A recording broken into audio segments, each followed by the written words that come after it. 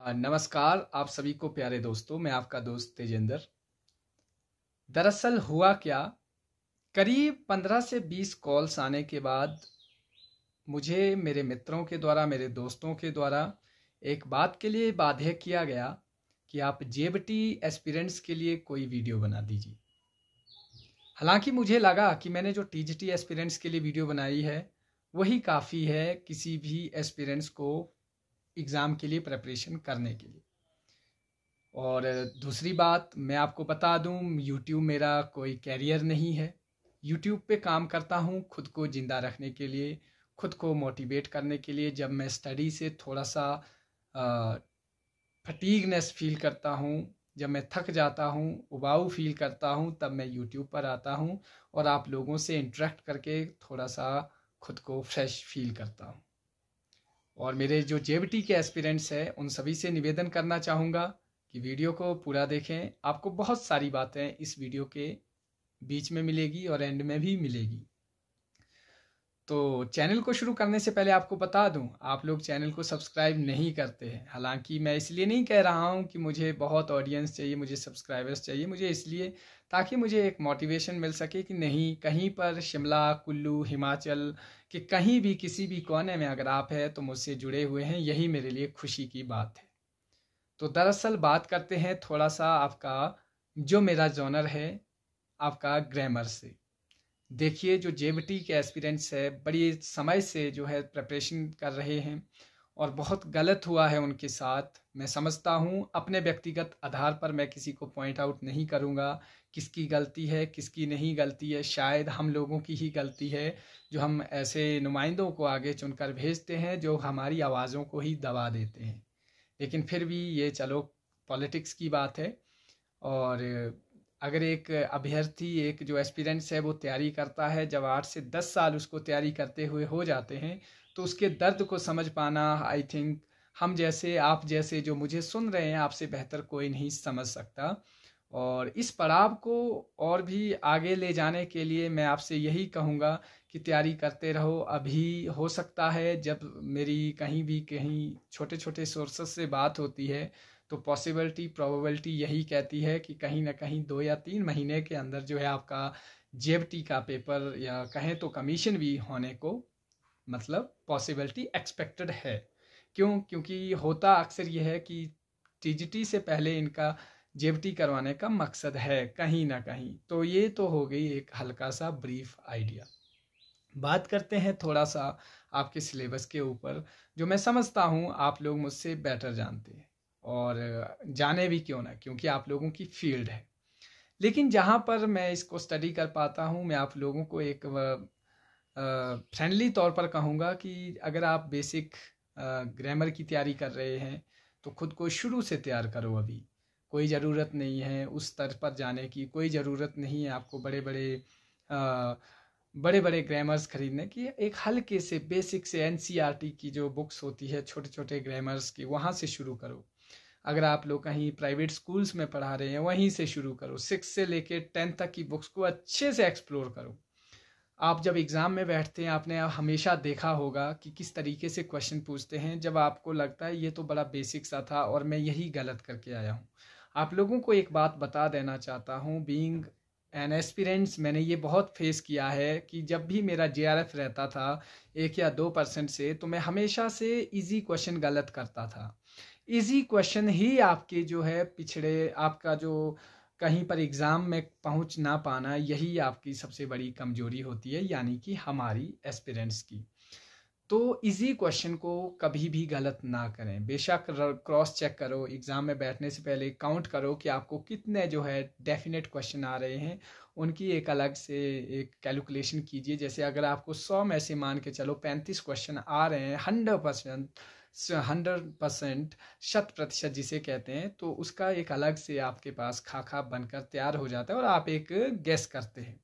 लेकिन याद रखना कि आपके 35 में से 33 क्वेश्चन किसी भी हाल में ठीक होने चाहिए, अगर आपको लगता है कि ये मेरे एक्यूरेट है। क्योंकि हमारे जो इजी क्वेश्चन से ही हमारा पेपर रहता है, तो ये गलती, ये ब्लंडर बिल्कुल ना करें माय डियर फ्रेंड्स। और रही आपके सिलेबस की बात, तो जब मैं सिलेबस देख रहा था तो दोस्तों आपका सिलेबस भी काफ़ी ज़्यादा पेचीदा है, काफ़ी ज़्यादा कॉम्प्लिकेटेड है, क्योंकि फंसाने वाले को बहुत कुछ है।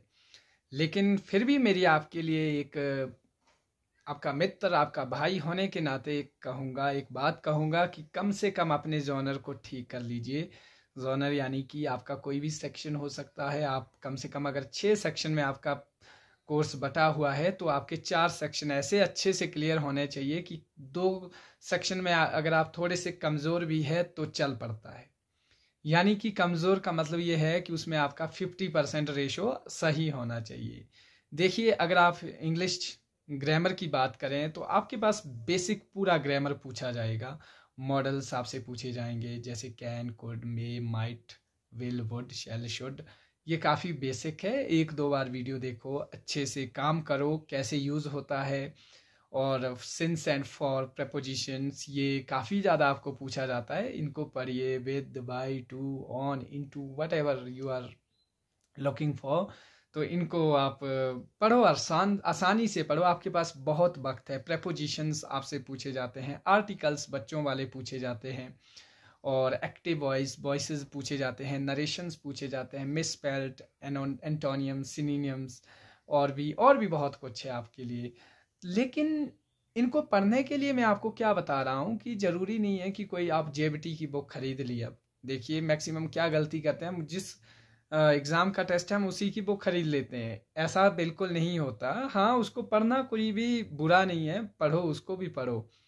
लेकिन एक बात याद रखना, जैसे अगर आप हो सके तो प्रीवियस ईयर उठा के पढ़िए। प्रीवियस ईयर को दिन में एक बार पढ़ने की कोशिश करो। प्रीवियस ईयर क्वेश्चन पेपर अगर आप अच्छे से तैयार करोगे, डेफिनेटली वहाँ से आपको क्वेश्चन आएंगे उसी पैटर्न के आधार पे। हो सकता है या तो एज इट इज़ भी आने की संभावना रहती है। एज इट इज़ आने की संभावना से ये आपका फ़ायदा होता है कि अब आपका जो एफर्ट्स था वो अब आपका एफर्ट्स नहीं रहेगा। अब वो आपका जो है, आपको बोनस पॉइंट मिल गया। जो बोनस मिलता है उससे आपको दूसरे ऑप्शन के लिए थोड़ा सा आपको सेंस बचा लेते हैं। अब देखिए, जो आपका करंट अफेयर है, प्रतियोगिता दर्पण पढ़िए, ईयरली कोई भी एक अच्छे से पढ़ो। उसको पढ़ने के लिए कम से कम 8 से 10 दिन लगेंगे अगर आप रिवीजन भी करना चाहो तो। और जो दूसरी चीज़ आपको बता देना चाहता हूँ, हिंदी ग्रामर है। देखिए, हिंदी व्याकरण एक ऐसा है जिसे हम समय नहीं देते हैं। खासकर जब हम एस्पिरेंट्स के तौर पर देखें, समय दीजिए इसे। आज से आधा घंटा दिन का दे दीजिए मेहनत करके। मैं आपको रिक्वेस्ट कर रहा हूँ कि हिंदी व्याकरण के लिए कृपया करके दिन का आधा घंटा दे दीजिए, बस सिर्फ आधा घंटा, जब तक एंट्रेंस आएगी। फॉर एन एग्जाम्पल, उन लोगों को तो बहुत ज़रूरी है जिनकी उम्र 25 से 32 साल के बीच में है। देखिए, आपके पास खोने को कुछ भी नहीं है। आपके पास अगर मान के चलो मैं 28 में हूँ या कोई मेरा मित्र 32 में है, उसको तो पढ़ना ही पड़ेगा। उसको कहाँ जाएगा वो, क्योंकि अगले कमीशन का कोई पता नहीं है कब आएगा, क्या नहीं आएगा। तो पढ़िए। फिर ये नहीं कहना है कि डिफ़िकल्टी लेवल था वट एवर, क्योंकि लेवल तो अब डिफ़िकल्ट आता रहेगा माय डियर फ्रेंड्स।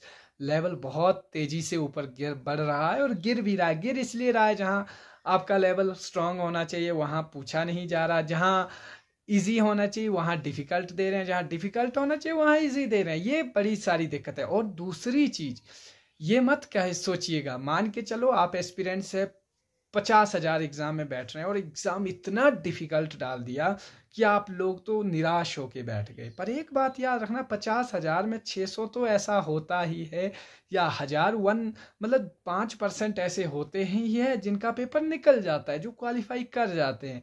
इसीलिए हमारे पास या आपके पास एक्सक्यूज़ेस ही रहता है कि पेपर डिफ़िकल्ट था।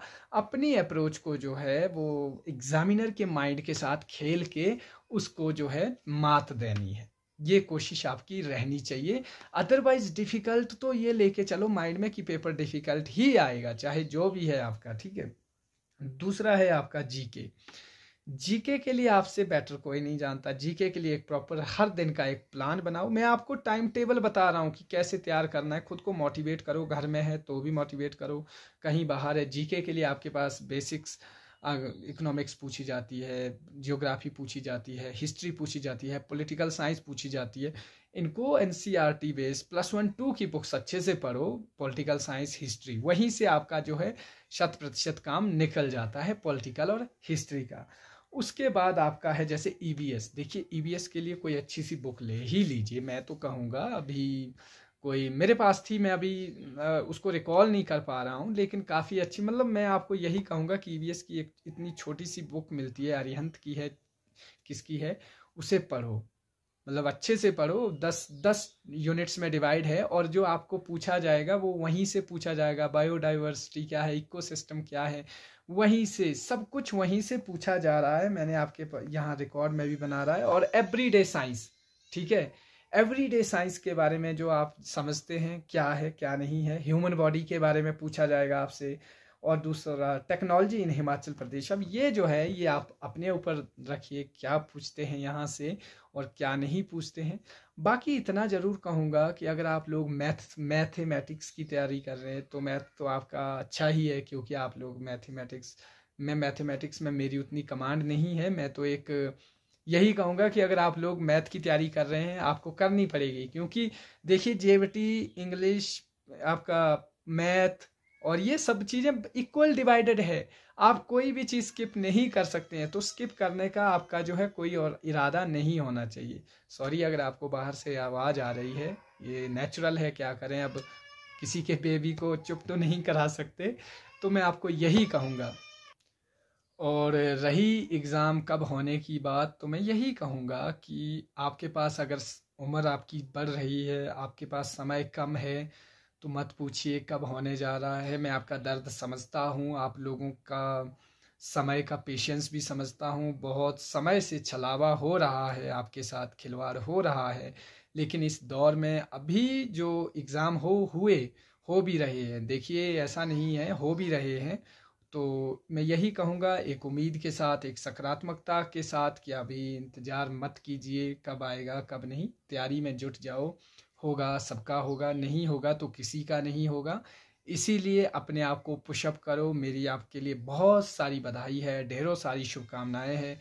और आने वाले जो 2024 में कोई भी एग्ज़ाम होगा उसको क्रैक करने के लिए आप लोगों को क्षमता मिले और कैपेसिटी मिले, एबिलिटी मिले, अपने आप को डिसिप्लिन के साथ ऊपर ले जाओ। यही आप लोगों के लिए मेरी तरफ से दुआएं हैं। धन्यवाद, आपने मुझे इतने पेशेंस के साथ सुना। जय हिंद, जय भारत।